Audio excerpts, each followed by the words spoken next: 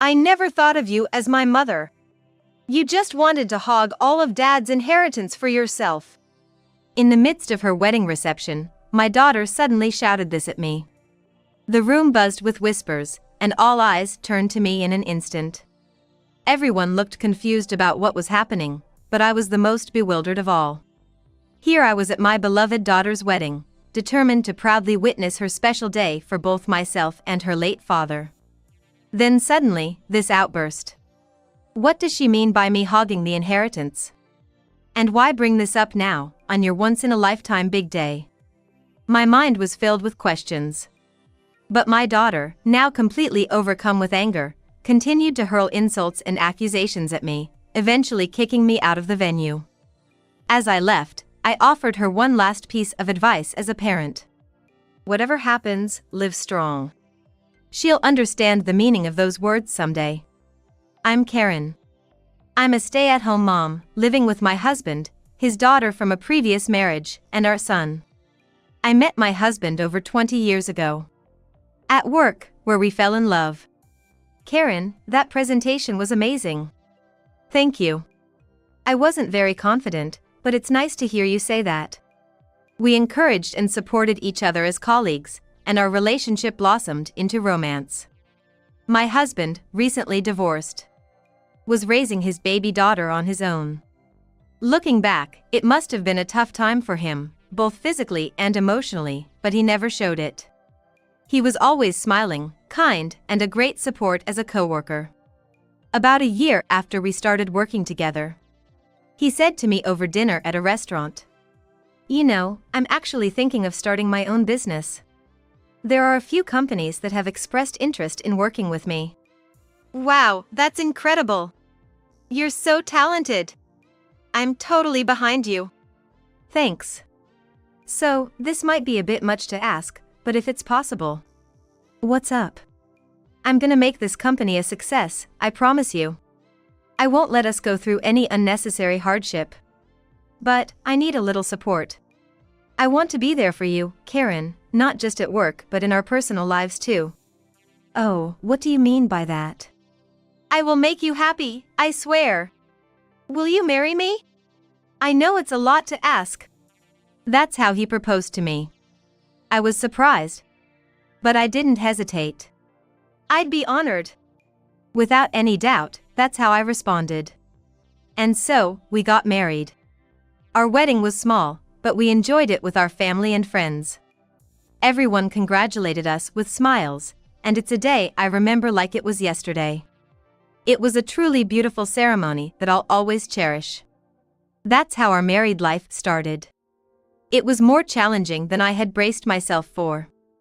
After all, I became a mother overnight. His daughter became my daughter. Raising a child for the first time was really tough. She cried a lot, and so did I. But I decided not to yell or rush, just to watch over her patiently. I took it one step at a time, learning along the way. I somehow managed to raise her that way. She was adorable. Her round eyes, chubby cheeks, high-pitched voice. Her smile as she grew older, the way she ran to me, calling me mom, all of it was just so precious. I had been anxious about suddenly becoming a mother before we married. I worried about whether I could love his child. But those worries were unnecessary. In fact, I was too busy to even think about them. My husband, too, was swamped after starting his business. Despite having people willing to work and collaborate with him, being a new CEO was tough. There were so many firsts for him, and he was always running around, confused. I remember him apologizing on the phone for almost 10 minutes straight once. I helped with organizing paperwork and such, but I know it was really hard for him. Still, he found time to take care of our daughter and show concern for me. He was a great father and husband. 3 years flew by in a blink. His business finally started to stabilize. It had grown quite a bit from the beginning. His promise of not letting us suffer was finally becoming a reality. And then, our son was born. He was a younger brother to our daughter. Even after he was born, I tried my best to treat both my daughter and son equally. Blood didn't matter. They were both my precious children. My daughter doted on her younger brother. She played with him and was a great big sister. He was really attached to her. Watching them together was heartwarming. Like any family, we had our small troubles. But I think we managed to live quite peacefully and happily. Time passed quickly, and before I knew it, my daughter was 26 and my son was 22. Then, suddenly, something terrible happened. I was relaxing at home one day when I got a phone call. Hello? Oh, what? It was unbelievable news. I didn't want to believe it, but my husband had collapsed at work. He was rushed to the hospital, but despite the doctor's best efforts, he didn't make it. It was a stroke. He had been fine until the day before. Everything was normal. It was such a sudden and unexpected goodbye. You! Why, how could this happen? As I looked at my husband's face lying in the coffin, he seemed peaceful, showing no sign of the pain he must have felt. It looked like he was just sleeping, which made it all the more heartbreaking. I couldn't even say goodbye, and the pain was so great that I couldn't cry. Still, somehow, I managed to pull myself together and handled the funeral arrangements. Our son, who always tried to act tough, clearly loved his father dearly. The image of him, head bowed and tears flowing, is still vivid in my memory. But there was something off about my daughter. It's normal to be upset at your father's death, but this felt different. She didn't shed a tear or speak a word to me. She would help with funeral preparations if asked, but something was just not right. At that time, I was too overwhelmed and interpreted her behavior as her own way of expressing grief. Despite everything, I managed to say my farewells to my husband in my own way. Gradually, I started going back to work and returning to normal life. A few months later, my daughter's wedding took place. After graduating from college, she had started living with her boyfriend without getting a job, essentially becoming a housewife. Now, she is finally getting married. The wedding, planned before my husband passed away, was something he had looked forward to, especially walking down the aisle with our daughter. My husband was determined to watch our daughter's wedding without shedding a tear. He was really psyched up about it.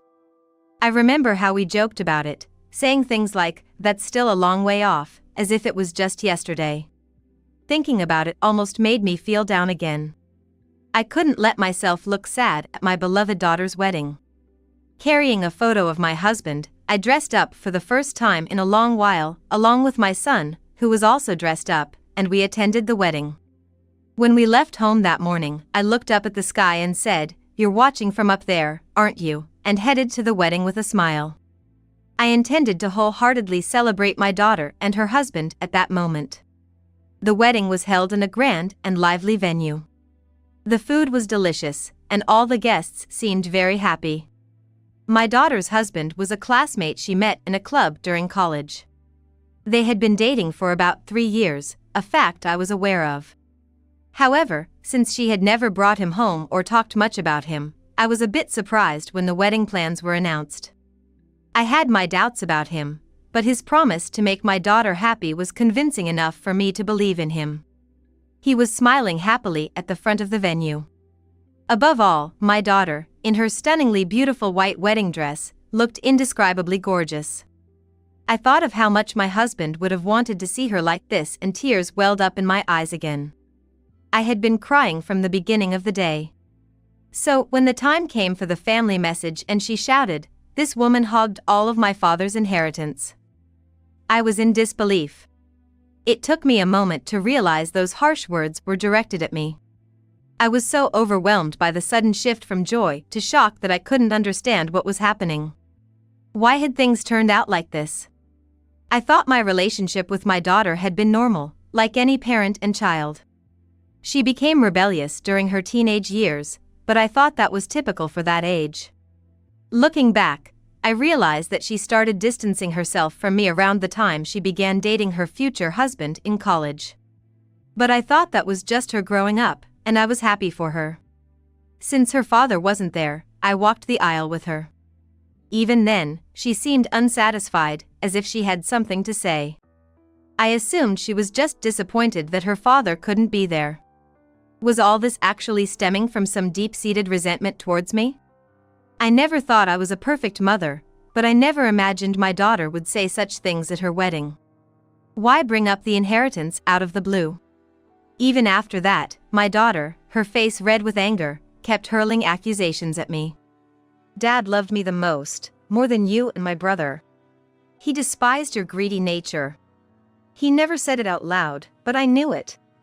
My daughter spat out these words rapidly, not giving me a chance to respond, and continued to shower me with insults and accusations. She claimed that, while I doted on my biological son, I never showed her the same affection and that she had been discriminated against.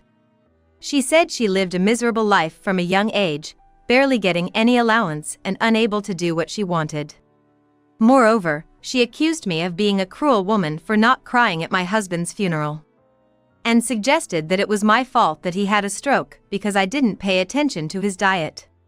Finally, she even called me an evil person, not a mother at all. My daughter was playing the victim. I couldn't believe the barrage of hurtful words thrown at me. I could see the shocked expression on my son's face at the same table. Her claims were baseless, and I wanted to argue back against the delusions she was expressing, but the content didn't matter to me anymore. I was just immensely shocked that my daughter thought of me this way. Next to her, I saw her husband nodding tearfully in agreement with everything she said. I could also see my husband's smiling face in a photograph. Whispers from the guests inadvertently reached my ears. They were all looking at me. I could hear words of sympathy for my daughter, and, at the same time, words of blame directed at me. But there were also voices saying they couldn't believe I would do such things, wondering what had gotten into my daughter. The staff of the venue, disturbed by the sudden commotion, rushed over to try to stop my daughter and calm the guests. The atmosphere of celebration had completely disappeared. Watching my daughter show such hostility towards me, I wondered if she really was the daughter I had raised. Was this some kind of prank? No, such an unpleasant prank couldn't exist. Then it must be reality. Was my daughter misunderstanding something? Or had she been brainwashed? These desperate thoughts crossed my mind, but when I saw my daughter relishing in my sorrow, I knew something had ended inside me. Finally, she marched up to me from the main table, pointed her finger at me, and loudly declared she was cutting ties with me. I had no energy left to argue back. I felt drained, wondering what all the days of treating her as family had been for. I decided to say one last thing to her as a parent. Understood. Whatever happens, keep going strong. With a triumphant look, my daughter turned her back on me, and I walked away alone, heavy-hearted. Soon, I heard footsteps hurrying after me. It was my son. Mom, is it okay? Just letting sis say all that? As far as I've seen, neither you nor Dad ever treated us differently. My usually gentle son was unusually angry. Yes, I know. Honestly, it was quite a shock. But it's her choice, so we have to accept it. But this is just... My son, overwhelmed with anger, seemed on the verge of tears. It's okay. We should respect her wishes. She has her life, and we have ours.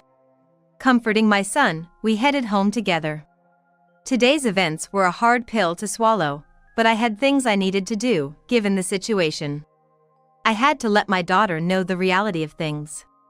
Just a few days after the declaration of disownment. It happened early one morning. I was awakened by the incessant ringing of the doorbell. The sound was annoying, but I checked the monitor. As expected, it showed who I thought it would. As soon as I opened the door, my daughter burst in, frantic. Mom! What's going on? My husband lost his job. He was working so hard, why? My daughter, yelling in the doorway without even a morning greeting, appeared to have rushed over without even putting on makeup. You didn't know, did you? Know what? Let me explain everything. Out of a final act of kindness, I decided to tell my daughter everything. Her husband had been working at the company my husband and I ran since they were dating. He met my daughter in a college club and joined our company as a part-time worker through her recommendation. After graduating, he continued working as a contract employee. How's your daughter's boyfriend doing at work? Well, honestly, he's struggling a bit. We've tried different coaching methods, but my daughter's husband was utterly incompetent at his job. Looking back, my husband and I might have been too lenient, but he was our daughter's boyfriend, so we gave him special attention. Especially my husband, who seriously considered how to make him more efficient at work and even tried to improve the training methods for him. However, no matter what, my daughter's husband just couldn't produce results. Worse, his work attitude was poor. He showed no respect to my husband, the president of the company. He was often late and would click his tongue in disapproval if something didn't suit him. Still, my husband believed in him, saying, "He's the man our daughter chose, so surely," and continued to support them both wholeheartedly. Honestly, I was increasingly frustrated with my daughter's husband, who showed no intention of meeting my husband's expectations. But I held my tongue, respecting my husband's wishes. Then, my husband passed away. Our company was run with my husband as the president and me as the vice president. We both had a complete understanding of each other's job roles, so there were no issues in taking over after his death. A few days after the funeral, I was officially appointed as the president with the board's approval. Given my daughter's husband's persistent poor work attitude and her unilateral declaration of cutting ties, there was no longer any reason to keep employing him. There were already complaints from other employees. I decided to fire him. No, that's a lie. My daughter screamed in disbelief. He always said everything was going great at work, that he had the support of his superiors and subordinates, and that he might even get a fast promotion. I was counting on him. Although I knew it, this confirmed that my daughter's husband was just that sort of man. My daughter was completely deceived by him, and I was astounded by her naivety. She continued, confessing that she thought her husband was competent and could survive in the company without my help, that he would earn a high salary, so even if she cut ties with me, he could still stay at the company. That's why she declared her disownment. I listened in silence, dumbfounded by her audacity. Having lived with her for years, I felt stupid for not seeing through her, but she clearly didn't understand the kind of person I was. She really underestimated me. I was not just my husband's wife, I was a co-owner and executive of that company. Did she not even consider that? After venting her anger, my daughter's expression changed to one of pleading. Hey, let's forget about the disownment. You don't want to lose your dear daughter, right? So, can you reconsider firing my husband? I couldn't help but let out a dry laugh at her sudden change of heart. My dear daughter? Weren't you the one who accused me of being a terrible parent in front of everyone just a few days ago? I reiterated that I couldn't reverse the decision to fire her husband. His position had already been filled by someone else, as my son, who was about to graduate from a top university, had insisted on joining our company even after turning down offers from major corporations. Mom, I want to support you. I'll work hard, please let me join, he had said. So, I decided to fill the vacant position with him. At this, my daughter accused me again, claiming I favored my real child over her and that I didn't love her. I calmly replied, "This isn't about favoritism, it's about business. Between someone who showed enthusiasm to work here despite other offers and someone who never utilized the chances given, the choice is clear for a business owner." Just then, my son walked in, yawning, having heard the commotion. Hey, you're on my side, right? Help me convince Mom to take back the decision about my husband's job. My daughter desperately pleaded with her brother. But his reaction was not what she expected.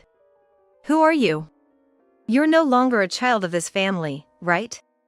A stranger like you should leave, this is trespassing. Upon recognizing my daughter, my son's expression changed instantly. The sleepiness in his eyes vanished, replaced by a cold stare directed at her. What, after all, I played with you when we were kids, didn't I? She said. That's all in the past, isn't it? What are you doing now? He retorted. My daughter seemed stunned for a moment, perhaps expecting her brother to take her side. However, as we remained silent, she eventually realized this was no longer her place. With a resigned look, she trudged out of the house. Are you okay with this? She's disowned me, but she's still your sister, I asked him. When I asked him that, my son replied clearly. What are you talking about? She's not my sister. I don't want a family who treats you like a convenient tool, he replied firmly. I felt a bit relieved to hear my son speak so clearly. Later, he inquired about what happened to my daughter and her husband.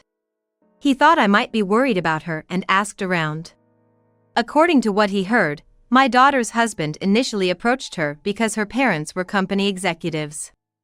Marrying her meant having a father-in-law as the company president. Even if he was incompetent or had a bad attitude, he believed a certain status and salary would be guaranteed, and he might even become the president himself someday. Such naivety. In a corporate structure, such nepotism doesn't work. But that's what he believed. When he suddenly got fired, it led to a huge fight with my daughter. It's all your fault for disowning your mother that I got fired. What? It's your fault for being brainless. You're just a leech living off your parents. What did you say? They engaged in a nasty blame game. Eventually, my daughter's husband decided she was of no use to him, declaring he never loved her, and left a signed divorce paper before disappearing. My daughter, perhaps still holding on to hope, searched for him extensively but hasn't found him yet. Whether they could reconcile even if they did meet is doubtful. Apparently, there were sightings of my daughter's husband in a busy area in front of a train station in another state. He was seen trying to pick up a woman carrying a designer bag and failing miserably. He was wearing ragged clothes and didn't look like he was living an easy life. The commotion at the wedding, whether true or not, seemed to be enough to alienate her friends, leaving her with no one to rely on after being abandoned by her husband. Now completely alone, she had to continue her daily life. Finding herself at a dead end, she had to take on her very first part-time job. It was the same kind of supermarket job she had once looked down upon as menial. However, having never worked before, she was naive about the ways of the world. She struggled, bullied by the senior staff for her lack of skills and poor work ethic. Her life wasn't easy, and she couldn't even enjoy her beloved fashion anymore. While complaining about everything, she was being toughened up by the harsh realities of society. As I told her at the wedding, I hope she continues to strive, no matter what. She's still young and has the potential to change her life with her own efforts. As for me, after my husband's passing, I reorganized some parts of our business and started a new venture. Something my husband had always wanted to do. I hope to eventually pass this business on to my son, who's still a new employee. Not showing him any favoritism, he's working as hard as any other staff member. I'm committed to growing the company my husband and I started, as a way of making up for not being able to build a good relationship with my daughter.